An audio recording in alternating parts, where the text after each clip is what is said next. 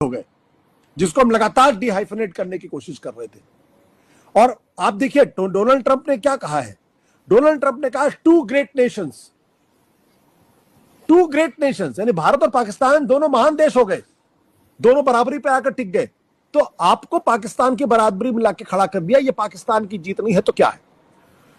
तीसरी चीज अगर आप इसको ध्यान से देखें तो दुनिया भारत के इस तर्क को मानने को तैयार नहीं है कि पाकिस्तान एक आतंकवादी देश है और आतंकवादियों को शह दे रहा।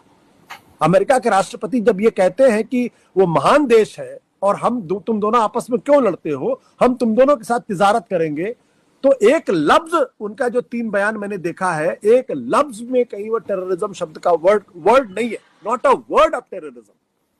ना डोनाल्ड ट्रंप के पहले ट्वीट में है, ना अगले दिन के ट्वीट में है, ना मार्को रूबियो के ट्वीट में कहीं आतंकवाद शब्द का इस्तेमाल नहीं किया गया। कश्मीर शब्द का इस्तेमाल है, इस शब्द का इस्तेमाल है broad issues to be discussed at a neutral sites. तो ब्रॉड इश्यूज क्या है भाई?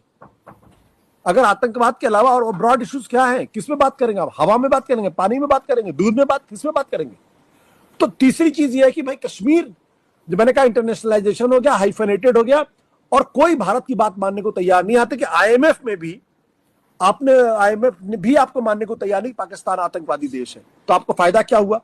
अब इन सब चीजों के बीच में आपको अचानक सीजफायर करना पड़ गया, और अगर आपको सीजफायर करना पड़ गया तो कहीं ना कहीं परसेप्शन ये चला गया पूरे देश के अंदर कि आप अमेरिका के दबाव में झुके हैं।